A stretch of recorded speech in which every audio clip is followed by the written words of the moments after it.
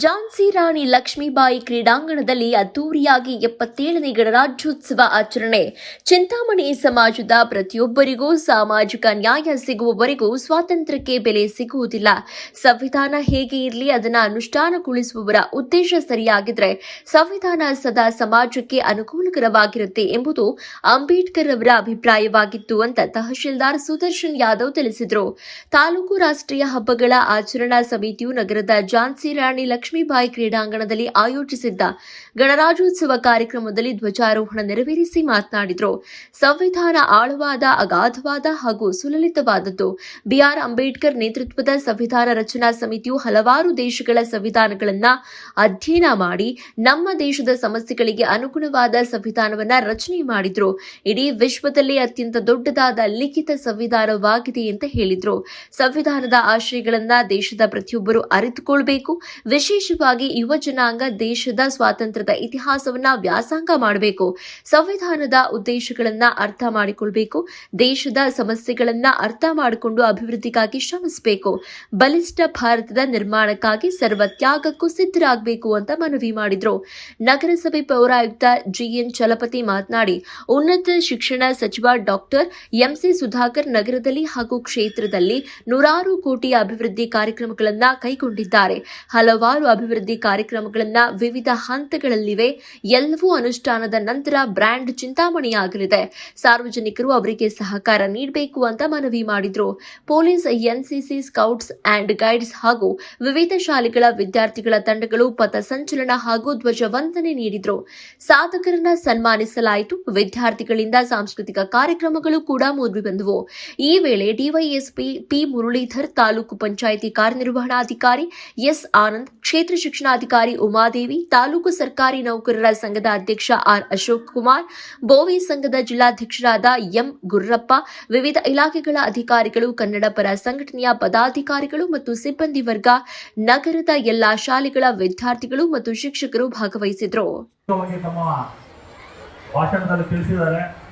ಕೆಲವೇ ವಿಚಾರಗಳನ್ನು ನಾನು ತಾಲೂಕು ಮಟ್ಟದ ಮಂಡಿಸ್ತಾ ಈ ಒಂದು ಗಣರಾಜ್ಯೋತ್ಸವ ಸಂದರ್ಭದಲ್ಲಿ ಸದೃಢವಾಗಿರುವಂತಹ ಡಾಕ್ಟರ್ ಬಾಬಾ ಸಾಹೇಬ್ ಅಂಬೇಡ್ಕರ್ ಕೊಟ್ಟಿರುವಂತಹ ಒಂದು ಸಂವಿಧಾನದಲ್ಲಿ ನಮ್ಮ ದೇಶ ಮತ್ತು ರಾಜ್ಯಗಳು ತನ್ನದೇ ಆದಂತಹ ಒಂದು ಪಥದಲ್ಲಿ ಮುನ್ನುಗ್ಗುತ್ತಿರುವ ಈ ಸಂದರ್ಭದಲ್ಲಿ ಚಿಂತಾಮಣಿಯು ವಿಶೇಷವಾಗಿ ಈ ರಾಜ್ಯದ ಉನ್ನತ ಶಿಕ್ಷಣ ಸಚಿವರು, ಜಿಲ್ಲಾ ಉಸ್ತುವಾರಿ ಸಚಿವರ ನೇತೃತ್ವದಲ್ಲಿ ಅಭಿವೃದ್ಧಿಯತ್ತ ಸಾಗುತ್ತಿದೆ ಅನ್ನೋ ಒಂದು ವಿಚಾರವನ್ನು ತಮ್ಮಲ್ಲಿ ಮಂಡಿಸ್ತಾ, ನಗರವು ತನ್ನದೇ ಆದಂತಹ ಅಭಿವೃದ್ಧಿ ಪಡಿಸಲಿ. ಕೆಲವೇ ದಿನಗಳಲ್ಲಿ ಈ ಒಂದು ಕ್ರೀಡಾಂಗಣವೂ ಸಹ ಸಿಂಥೆಟಿಕ್ ಕ್ರೀಡಾಂಗಣವಾಗಿ ಮಾರ್ಪಾಡಾಗಲಿದೆ. ನಗರಕ್ಕೆ ಹೊಸ ಕ್ರಿಕೆಟ್ ಸ್ಟೇಡಿಯಂ ಸಹ ಬರ್ತಿದೆ. ಕೋಟ್ಯಾಂತರ ರೂಪಾಯಿಗಳ ವೆಚ್ಚದಲ್ಲಿ ರಸ್ತೆಗಳು ಮತ್ತು ಪಾದಚಾರಿ ವ್ಯವಸ್ಥೆಗಳು ಸಹ ಗುಣಮಟ್ಟದಿಂದ ಕೂಡಿರುವುದನ್ನು ನೀವು ಕೆಲವೇ ಒಂದು ತಿಂಗಳುಗಳಲ್ಲಿ ಕಾಣಬಹುದು. ನಾಗರಿಕರ ಸೌಲಭ್ಯಗಳಿಗಾಗಿ ಪಾರ್ಕ್ ಮತ್ತು ಸುಸಜ್ಜಿತವಾದ ರಸ್ತೆಗಳನ್ನು ಸಹ ಕೆಲವು ತಿಂಗಳಲ್ಲಿ ನಮ್ಮ ನಗರಕ್ಕೆ ಸುಸಜ್ಜಿತವಾದ ಪಾರ್ಕ್ಗಳು ಸಹ ಬರಲಿದೆ. ಅದೇ ರೀತಿಯಾಗಿ ಕುಡಿಯುವ ನೀರಿನ ವ್ಯವಸ್ಥೆಗಾಗಿ ಈಗಾಗಲೇ ಕೋಟ್ಯಾಂತರ ರೂಪಾಯಿ ವೆಚ್ಚದಲ್ಲಿ 2 ಕೆರೆಗಳನ್ನು ತನ್ನದೇ ಆದಂತಹ ಉನ್ನತೀಕರಣ ಮಾಡಲು ಸಹ ಈಗಾಗಲೇ ಮಾನ್ಯ ಜಿಲ್ಲಾ ಉಸ್ತುವಾರಿ ಸಚಿವರು ತನ್ನದೇ ಆದಂತಹ ಒಂದು ವಿಶಿಷ್ಟ ರೀತಿಯಲ್ಲಿ ಕಾರ್ಯೋನ್ಮುಖರಾಗಿದ್ದಾರೆ. ವಿಶೇಷವಾಗಿ ನಗರದಲ್ಲಿ ಮತ್ತು ಗ್ರಾಮಾಂತರ ವ್ಯಾಪ್ತಿಯಲ್ಲಿ ಪ್ಲಾಸ್ಟಿಕ್ ಮುಕ್ತ ತಾಲೂಕನ್ನು ಮಾಡಲು ತನ್ನದೇ ಆದಂತಹ ಪಣ ಒಡ್ಡಿದ್ದಾರೆ. ಅದಕ್ಕಾಗಿ ಎಲ್ಲ ತಾಲೂಕು ಮಟ್ಟದ ಅಧಿಕಾರಿಗಳು ಸಹ ನಾವು ಈಗಾಗಲೇ ಅವ್ರ ಜೊತೆ ಕೈ ಜೋಡಿಸ್ತಾ ಇದ್ದೀವಿ. ತಮ್ಮಲ್ಲಿ ಎಲ್ಲ ತಾಲೂಕಿನ ಎಲ್ಲ ಜನತೆಯಲ್ಲಿ ನಾನು ಈ ಸಂದರ್ಭದಲ್ಲಿ ಕಳಕಳಿಯಿಂದ ಮನವಿ ಮಾಡ್ತೇನೆ. ದಯವಿಟ್ಟು ಎಲ್ಲರೂ ಸಹ ಪ್ಲಾಸ್ಟಿಕ್ ಅನ್ನು ತ್ಯಜಿಸಿ ತಾಲೂಕನ್ನು ಉಳಿಸಿ ಅಂತ ನಾನು ಈ ಸಂದರ್ಭದಲ್ಲಿ ಹೇಳ್ತಾ, ಪ್ರತಿಯೊಬ್ಬರು ಸಹ ಗಿಡವನ್ನು ನೆಡಬೇಕು, ಪರಿಸರವನ್ನು ಉಳಿಸಬೇಕು ಅಂತ ಹೇಳ್ತಾ ಈ ಎಲ್ಲ ಕಾರ್ಯಗಳಲ್ಲೂ ನಮ್ಮೊಟ್ಟಿಗೆ ಕೈ ಜೋಡಿಸಿ ತಾಲೂಕಿನ ಅಭಿವೃದ್ಧಿಗೆ, ಸರ್ವತೋಮುಖ ಅಭಿವೃದ್ಧಿಗೆ ಕೈ ಜೋಡಿಸಿ ತನ್ನದೇ ಆದಂತಹ ವಿಶಿಷ್ಟವಾದ ರೀತಿಯಲ್ಲಿ ಸಹಕಾರ ಕೊಡುತ್ತಿರುವಂತಹ ಮಾನ್ಯ ಜಿಲ್ಲಾ ಉಸ್ತುವಾರಿ ಸಚಿವರಾದಂತಹ ಡಾಕ್ಟರ್ ಎಂಸಿ ಸುಧಾಕರ್ ಅವರಿಗೆ ಮತ್ತೊಮ್ಮೆ ತಾಲೂಕು ಆಡಳಿತ ವತಿಯಿಂದ ಮತ್ತೊಮ್ಮೆ ಧನ್ಯವಾದಗಳು ತಿಳಿಸ್ತಾ ನನ್ನ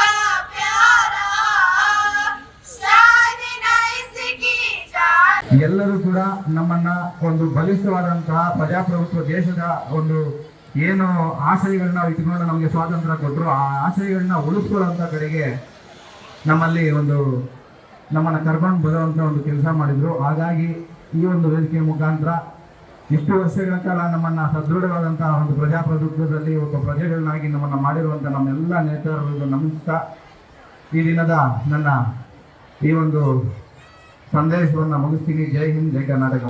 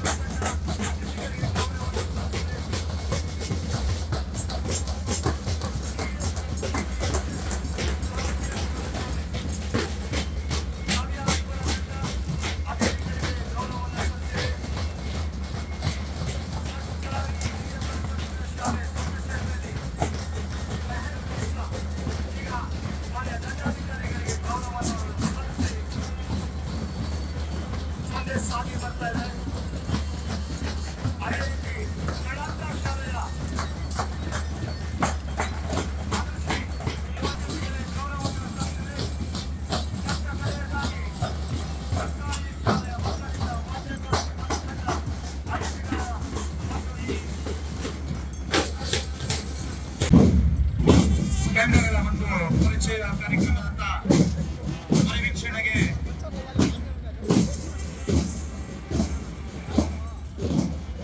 ಬರ್ತಾ ಇದ್ದಾರೆ.